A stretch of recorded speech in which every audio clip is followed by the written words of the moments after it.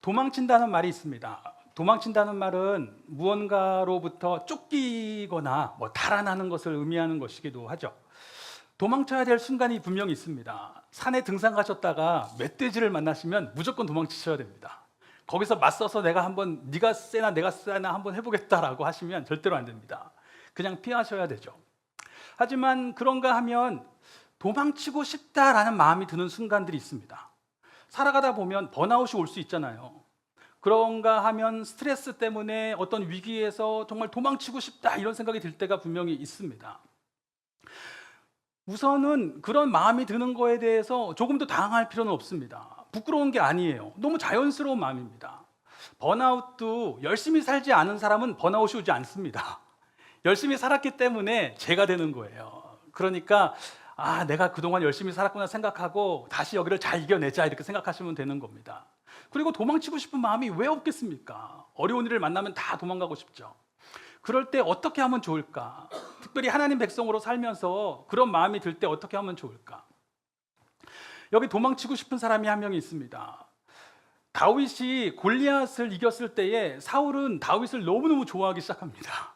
야, 이런 인재가 있나? 이 사람만 데리고 있으면 나의 왕국은 아무 문제 없겠다. 그래서 사울이 다윗을 너무너무 가까이 하게 됩니다. 자기의 경호원으로도 삼고 또 자기의 장군으로도 삼아서 항상 다윗과 함께 전쟁에 나가죠.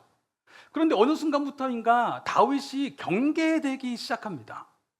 전쟁터에 나갔다가 들어왔는데 사람들이 환호하면서 외치는 소리가 사울은 천천히고 다윗은 만만이다 그러는 거예요. 무슨 말이냐면 사울은 1000명을 죽였고 다윗은 10,000명을 죽였답니다. 이건 단순히 숫자를 세는 개념이 아니고 다윗이 더 큰 일을 행하였다라고 하는 거잖아요. 이 말은 무슨 말이냐면 다윗이 우리를 구원했다 이런 뜻이에요. 이 말은 사실 누구에게 필요한 이야기입니까? 왕에게 필요한 이야기죠. 사울이 그 이야기를 듣고 격분합니다. 아니, 왕이 나에게 1000을 돌리고 다윗에게 10,000을 돌려? 이제 이 다윗에게 남은 건 내 왕자밖에 없구나. 저 다윗이 내 왕국을 위한 인재라고 생각했는데 이제 봤더니 다윗의 왕국을 지으려고 하는구나. 그래서 가만두지 않겠다라고 생각합니다. 그러나 명분이 있어야 되죠. 그래서 어떻게 할까 하다가 블레셋과의 전투에 내보냅니다. 가서 전투해라 계속 보내요. 그런데 놀랍게도 다윗은 전투에 나갈 때마다 지지 않고 계속 이기는 거예요. 이렇게는 못 죽이겠구나라고 하다가 점점점 경계심이 극심해지니까 나중에는 사울 앞에서 다윗이 수금을 연주하고 했는데 다윗을 창으로 찔러 죽이려고 던지게 됩니다. 한 번도 아니고 여러 번 창을 던져서 다윗을 죽이려고 하니까 다윗이 더 이상은 사울 앞에 있을 수가 없게 되었죠. 그때부터 위태로운 도피 생활이 시작됩니다. 다윗이 도망가기 시작합니다. 사울이 이리 쫓아오면 저리 도망가고 또 저리 쫓아오면 이리 도망가고 그렇게 도망가다가 때때로 제사장들의 도움을 받았더니 제사장들이 다윗을 도왔다는 이유로 학살을 당해요. 또 이쪽에 가서 도망가는 가운데서도 어려운 사람들 만나서 도와줬더니 그 사람들이 다윗을 배신해버립니다. 또 다른 데 가서 도망하면서 그쪽 사람들과 함께 지내나 했더니 심한 모욕을 당합니다. 도망간다는 건 결코 즐거운 일이 아닙니다. 사람들에게 모욕을 당하기도 하고 때때로 오해를 사기도 하고 배신을 당하기도 하면서 정말 언제까지 이렇게 도망 다녀야 되나 이런 생각이 들었을 것입니다. 아니, 다윗은 왜 이렇게 도망만 다니는 것입니까? 사실 생각해보면 어느 순간부터 다윗을 쫓아다니는 사람들이 생겨나기 시작했어요. 처음엔 600명 정도 왔다고 하고 그 다음부터 계속 사람들이 불어나잖아요. 불어나니까 그 정도면 새를 모아서 한번 맞서 싸워볼 만도 한데 다윗은 왜 이렇게 도망만 갈까 이런 생각이 들게 됩니다. 일본 만화를 좋아하시는 분은 일본의 유명한 그 만화가 중에 그 미우라 켄타로라고 하는 만화가가 있습니다. 이 만화가가 남긴 작품 중에 베르세르크라고 하는 유명한 만화가 있는데 그 만화에서 나온 한 대사가 그 굉장히 유명해요. 그게 뭐냐면 도망친 곳에 낙원은 없다입니다.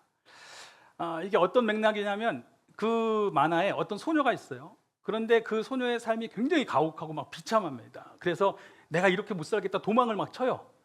생명의 위험을 느끼면서. 그런데 도망가다가 굉장한 위기 속에서 엄청난 강자, 가츠라고 하는 사람이 딱 나타나서 그 여자애를 구해줬어요. 세상에 이런 강자가 있다니 내가 이 사람만 쫓아다니면 나 살 수 있겠다 싶어서 저 앞으로 같이 있게 해주세요. 계속 이게 조릅니다.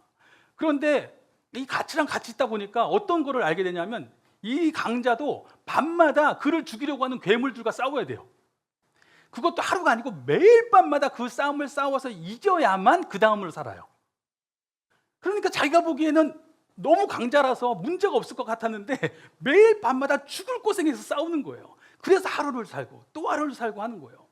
그러고 나서 이 가치가 하는 얘기가 이 소녀에게 도망쳐서 도착한 곳에는 낙원은 없는 거야. 너가 도착한 곳에도 여전히 전쟁터가 있을 뿐이다. 여기는 나의 전쟁터야. 너는 너의 전쟁터로 돌아가라. 이렇게 이야기합니다. 이 대사가 왜 유명해졌는지 이해가 되실 것 같죠? 무엇을 이야기하는 것입니까?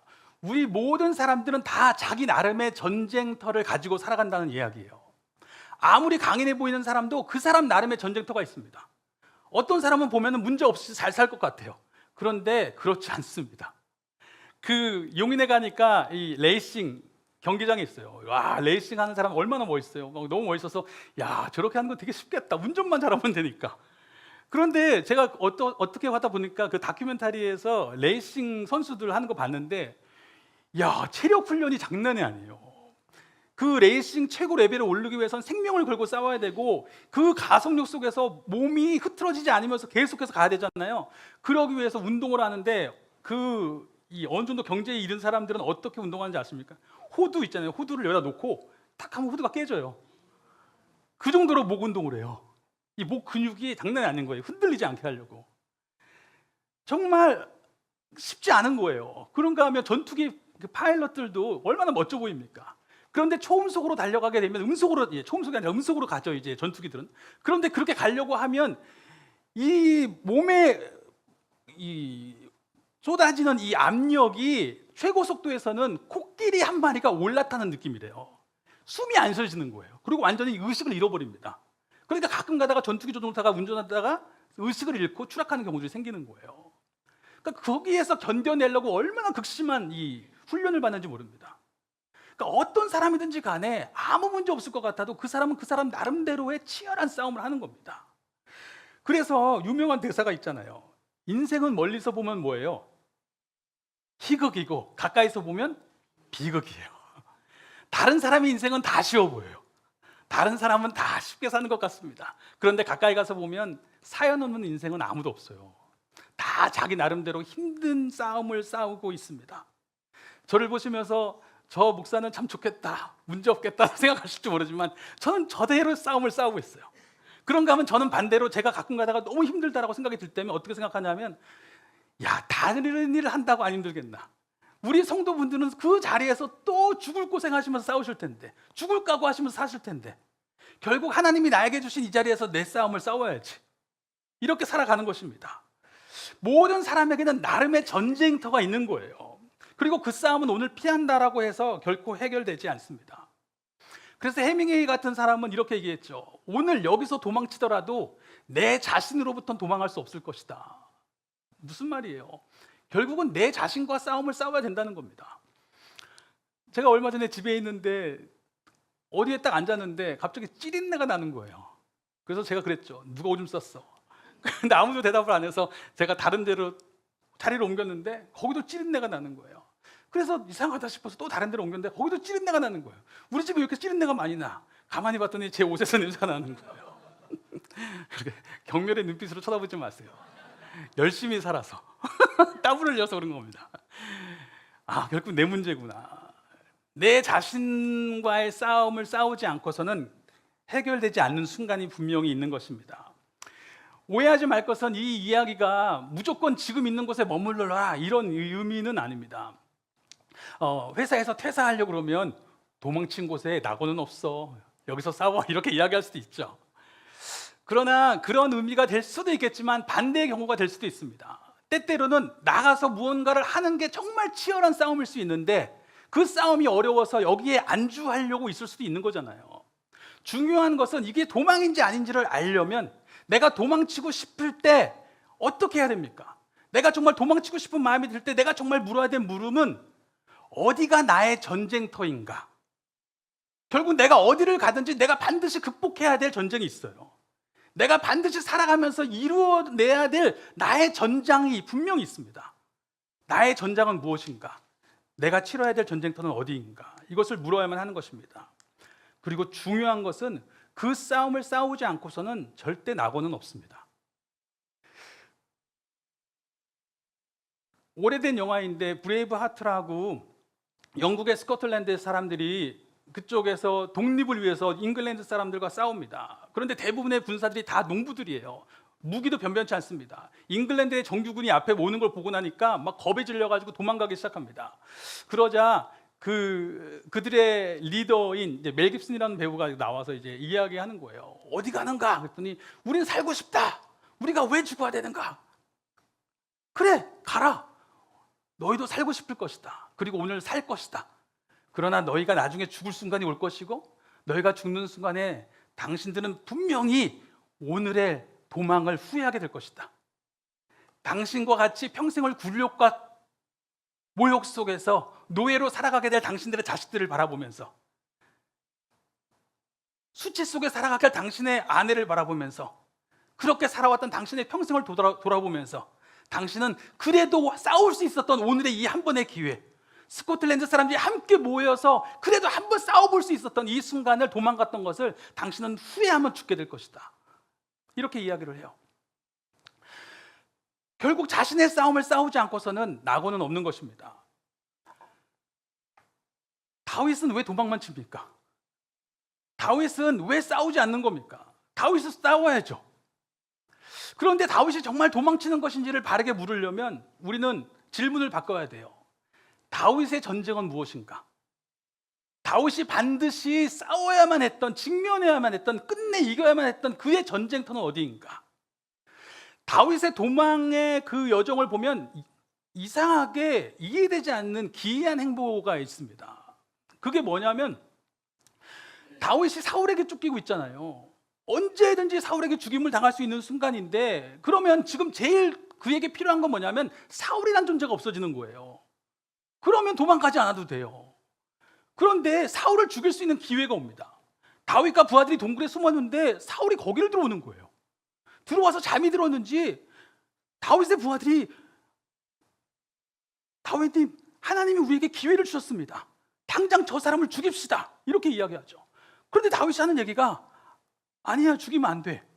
하나님이 기름 부어 세우신 왕인데 우리가 그를 죽이면 안 돼. 하나님이 그를 전쟁에서 죽이시든지 하나님이 다른 방법으로 그를 죽이실지라도 우리가 이렇게 죽여서는 안 돼 라고 이야기하면서 그의 옷자락만 살짝 잘랐다고 이야기해요. 그런데 옷자락 자른 것 가지고도 죄책감을 느껴서 뒤로 물러나 있다가 나중에 사울이 밖에 나가고 나니까 멀리 갔을 때 나가서 사울 왕이시여 하면서 그 옷자락을 흔들죠. 이것이 누구의 옷자락입니까? 당신의 것입니다. 오늘 내가 당신을 죽일 수 있었지만 나는 당신을 죽이지 않았습니다. 하나님께서 주관하심을 알기 때문에 나는 당신을 죽이지 않았고 나는 당신을 해할 마음이 없습니다. 저를 쫓지 말아 주십시오 라고 이야기하죠. 그러자 사울이 미안하다 다윗아, 내가 다시는 쫓지 않겠다라고 하고 갔는데 조금 있으니까 안 돼, 다윗이 살아있는 동안에는 나의 왕자가 온전할 수 없어, 다시 다윗을 죽여야 된다라고 하고 막 쫓아옵니다. 그러다가 이제는 피곤해서 다 잠이 들었어요. 다윗과 다윗의 부하가 정탐을 하러 가봤더니 모든 군사가 다 잠든 거예요. 심지어 사울의 경호병까지 다 잠이 들어 있어요. 그래서 다윗의 부하가 절호의 기회입니다. 제가 창으로 저 심장을 찌르되 두 번 찌를 것도 없습니다. 한 번에 관통하겠습니다. 그리고 죽이려고 하니까 다윗이 또 말리죠. 하나님께서 그를 죽이실지언정 하나님이 그를 심판하시려니와 내가 그를 죽이는 것은 하나님이 원하시는 방법이 아니다 라고 이야기하면서 죽이지 않고 창과 물병만 가지고 나와요. 그리고 나중에 산에 올라가서 사울 왕의 시야 부르고 사울의 경호병들은 뭐 하고 있는가 라고 이야기하죠. 그러면서 사울 왕에게 내가 오늘 당신을 죽일 수 있었지만 나는 죽이지 않았습니다. 나는 당신을 해할 생각이 없고 악을 행한 것이 없습니다. 저를 쫓아다니지 마십시오 라고 하고 사울도 미안하다고 하면서 또 가게 됐죠. 결국 그럼에도 불구하고 나중에 또 쫓아다니게 되지요. 이해가 되지 않는 부분이에요. 아니 언제까지 도망을 다니려고, 언제까지 그 도피 생활을 하겠다고 그러는가. 그냥 사울 한 명 없어지면 너무 편한데 그 절호의 길을 왜 놓치는가. 혹시 실패할까 봐 한 번 찔렀는데 잘못 나가가지고 나가서 군인들 몰고 들어올까 봐 그랬나? 이유는 딱 한 가지밖에 없습니다. 다윗은 자신의 싸움을 싸우고 있는 중이었어요. 다윗의 전쟁터는 바로 그것이었기 때문입니다. 다윗의 전쟁이 무엇이었어요? 다윗은 지금 이스라엘의 왕으로 부르심을 받았어요. 이스라엘 백성은 어떤 사람들입니까? 세상의 방법대로 살아가는 것이 아니라 하나님이 통치하심을 믿고 하나님의 주권을 믿고 분명히 그가 심판하심을 알고 있기 때문에 그의 기준대로 오늘 내게 원하시는 삶을 살아가겠다, 그의 방법이 무엇인지를 묻고 따르겠다라고 하는 사람들입니다. 그런 사람들이 왕이 되려고 하니까 그 사람이 먼저 그 길을 걸어가는 것을 증명해내야 되는 것이 다윗의 싸움이었어요. 다윗이 먼저 그 길을 걸어가야 되는 사람이었어요. 그렇기 때문에 오늘 당장 사울 하나 없어지면 편하지만 이것을 통해서 하나님이 나를 보실 때 정말 하나님의 방법을 신뢰하는 사람인지, 하나님의 길을 신뢰하는 사람인지 그것을 끝내 증명해내는 싸움 안에 다윗은 있었던 것입니다. 전쟁은 하나님께 속한 것임을 믿고 나아가야 됐던 것이죠. 지난주에 속으로 파는데 우리 지체 한 분이 본인이 본 뉴스 하나를 얘기해 주셨어요. 어떤 버스 회사에서 버스 기사들이 아침에 운전을 시작하기 전에 음주 측정을 하는 거죠. 그래서 음주가 발각이 되면 그날 운행은 못할 테고 당연히 징계를 받을 것이고 월급도 깎일 것이고, 그러다 보니까 어떤 운전기사가 그 전날 만취를 했어요. 그래서 아침에 자기 친구에게 부탁합니다. 동료에게 나 다시 대신 좀 검사 좀 해달라. 그 동료 입장에서는 이거는 그냥 뉴스 얘기니까 해도 되는 거예요. 제가 소그룹에서 나눈 얘기라도. 그래서 그 친구 입장에서는 같이 이렇게 지내는 동료가 그런 부탁하는데 어떻게 안 들어줘요. 그래서 들어줬어요. 그런데 어떻게 됐냐면 그 버스 기사가 나갔다가 승객들이 신고해버렸어요. 제대로 운전이 안 되니까. 그래서 결국 버스 기사도 잘리고 친구도 잘리고. 그거 보면서 아니 사실 당장에는 이게 맞는 것 같잖아요. 어떻게 보면 친구로서는. 그런데 왜 그렇게 하면 안 됩니까? 왜냐하면 그렇게 했을 때 돌아올 결과가 있기 때문에, 더 큰 그림을 우리가 알고 있기 때문에, 더 큰 그림을 알고 있는 사람은 지금 당장의 이 모습만 가지고 옳고 그름을 판단하지 않는 것입니다. 또 우리 어떤 지체분이 말씀을 읽다가 그 아합 왕이 시리아 왕을 살려줬을 때 그 하나님이 선지자를 보내서 이렇게 이야기하잖아요. 너가 그 시리아 왕을 살려줬기 때문에 너의 목숨으로 저 왕의 목숨을 대신하고 이스라엘 백성들의 목숨으로 대신할 것이다, 이렇게 얘기를 하잖아요. 아니 그래도 착한 일을 한 건데 그 생명을 살렸으니까, 그렇죠? 근데 하나님이 왜 그렇게까지 심판하시냐고 이야기하기도 했습니다. 그런 의문이 들죠. 그래서 저도 가만히 생각해 봤어요. 왜 그랬을까? 왜 그렇겠어요? 성경에서 우리가 발견되는 중요한 그 이유들, 그 어떤 원리들 중에 하나가, 하나님이 우리가 무언가를 했을 때 복 주시고 무언가를 했을 때 벌하신다고 하는 이 개념을 마치 그냥 내가 하나님한테 잘해주면 하나님도 나한테 잘해주고 못하면 못해주고 이런 개념으로 생각하실 수가 있는데, 사실 성경이 말하고 있는 중요한 원리는 뭐냐면 우리는 분명히 그 선택의 열매를 먹게 될 거라고 이야기하시는 거예요. 그것이 하나님을 존중하는 삶이 결국 나에게 존중하는 사람으로 돌아올 것이고, 하나님을 멸시하는 삶이 나를 멸시하는 삶으로 돌아오게 된다는 걸 이야기하는 겁니다. 아합 왕이 그 시리아 왕을 살려주면 어떻게 되겠어요? 그 왕이 돌아가서 뭐 하겠어요? 다시 군대를 양성하겠죠. 그리고 다시 쳐들어오겠죠. 그럼 더 많은 사람들이 죽게 되는 거 아니에요? 결국 그 당장의 좋음이 아니라, 당장의 선함이 아니라 더 큰 기준을 우리는 분명히 갖고 있어야 된다고 이야기하는 겁니다. 우리는 세상을 살아갈 때에 당장에 일어나는 일들이 아니라 하나님의 나라의 관점에서 하나님이 보시는 기준, 분명히 하나님께서 보실 때에 우리에게 생명의 길이 된다고 말씀하셔서 우리에게 주신 삶의 걸음이 무엇인지를 묻는 거예요. 그 길을 통해서 결국은 하나님의 일하심이 이런 것이구나 분명히 알게 되는 시간이 올 거라는 것을 신뢰하는 것입니다. 전쟁은 하나님께 속한 것이다. 그래서 에베소 교회에 보낸 편지에서 바울은 이렇게 이야기하죠. 우리의 씨름은 혈과 육에 대한 것이 아니요, 정사와 권세와 이 어둠의 세상 주관자들과 하늘에 있는 악한 영들에 대함이라. 이게 무슨 말입니까? 우리의 싸움은 단순히 육체, 세상적인 싸움이 아니라 하나님 나라의 기준으로 살아가는가 마는가, 하나님의 주권을 믿을 수 있는가 없는가, 오늘 하나님께서 먼저 우리에게 보여주신 그 방법을 신뢰할 수 있는가 없는가, 이 싸움을 싸운다는 것입니다. 믿음 생활하면 어떤 면에서 좋죠. 어떤 면에서 좋은 게 아니라 좋아요. 좋은데 믿음 생활하면서 하나님이 늘 날 돌봐주시고 나와 함께 하시고 막 이렇게 하면 어떤 생각이 드냐면, 야, 믿음 생활하는 건 진짜 놀이터 같다, 이런 생각할 수 있습니다. 그런데 사실 성경이 보여주고 있는 믿음 생활의 중요한 이미지는 무엇입니까? 전쟁터입니다. 이 땅에서 살아가는 동안에는 끊임없이 하나님 나라의 길을 묻는 것이 하나의 전쟁이 되는 것입니다. 다윗은 도망칠 수도 있었을 것입니다. 그러나 기억하는 것이죠. 천국의 싸움을 피하여서 도망친 곳에는 천국이 없습니다. 그렇잖아요. 하나님의 나라와 하나님의 기준, 하나님의 의, 하나님의 방법이 없는 그곳에 어떻게 천국이 있겠어요? 하나님의 일하심을 보지 못하는 것입니다. 그가 사울을 죽였다면 그는 그곳이야말로 진짜 도망친 거예요. 그에게 주어진 전쟁에서 그는 도망친 것입니다. 세상의 방법대로 따라간 거예요. 그러나 그는 끝까지 하나님의 나라, 하나님의 주권을 믿는 전쟁을 치른 것입니다.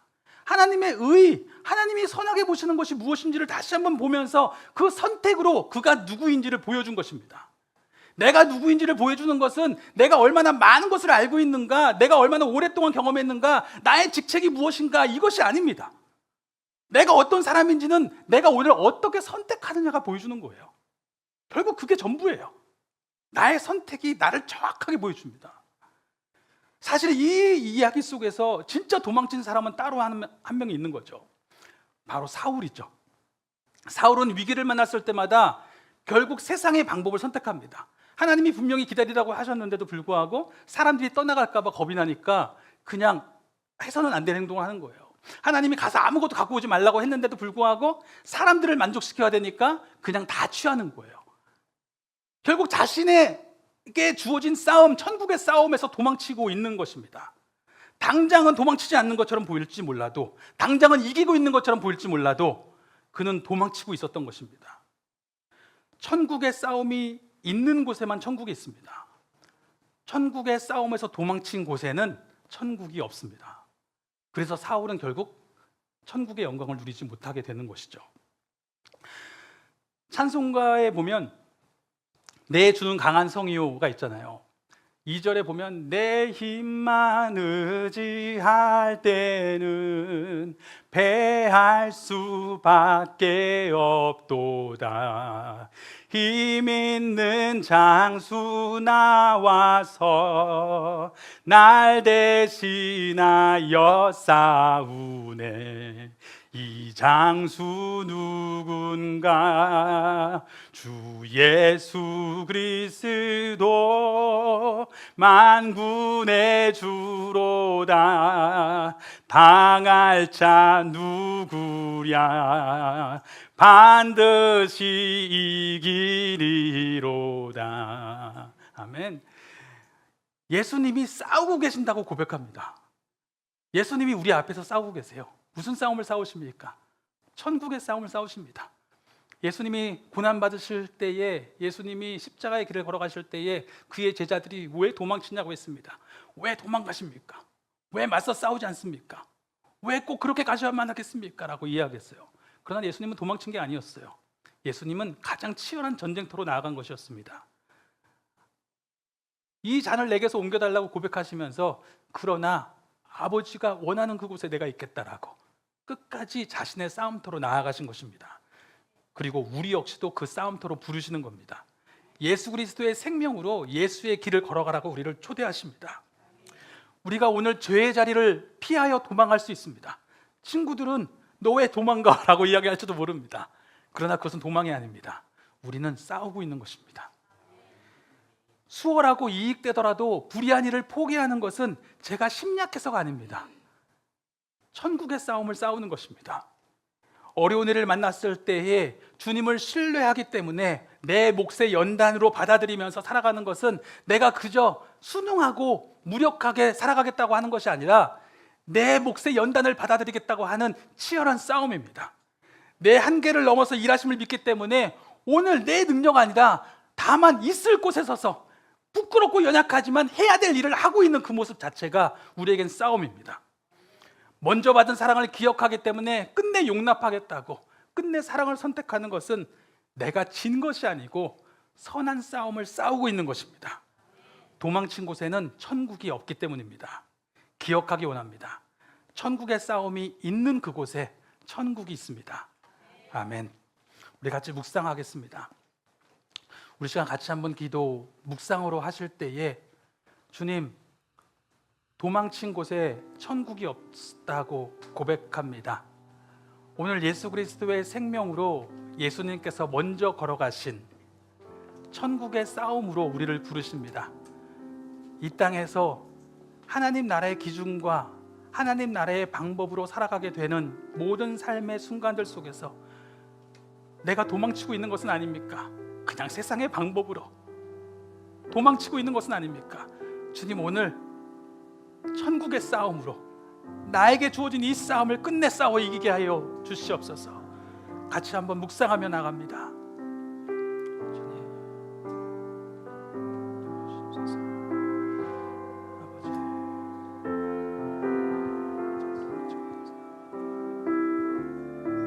아버지, 끝내 하나님의 방법으로 나가게 해 주시옵소서. 끝내 하나님께서 원하시는 길로 나가게 해 주시옵소서. 아버지, 끝내 주님께서 원하시는 길로 나가게 해 주시옵소서. 아버지, 세상의 방법으로 그냥 그것이 더 쉽기 때문에, 더 수월하기 때문에 천국의 길을 포기하고 천국의 삶을 포기하고 도망치지 않게 하시고, 오늘 그곳에서 천국의 싸움을 싸우게 해 주시옵소서. 도망친 곳에는 천국이 없기 때문입니다. 아버지, 끝까지 천국의 방법으로 싸우는 그곳에 하나님의 일하심이 있고 하나님의 영광이 있고 천국에 일하심이 있는 것을 고백합니다. 오늘 아버지, 천국의 싸움을 끝내 싸우게 하여 주시옵소서.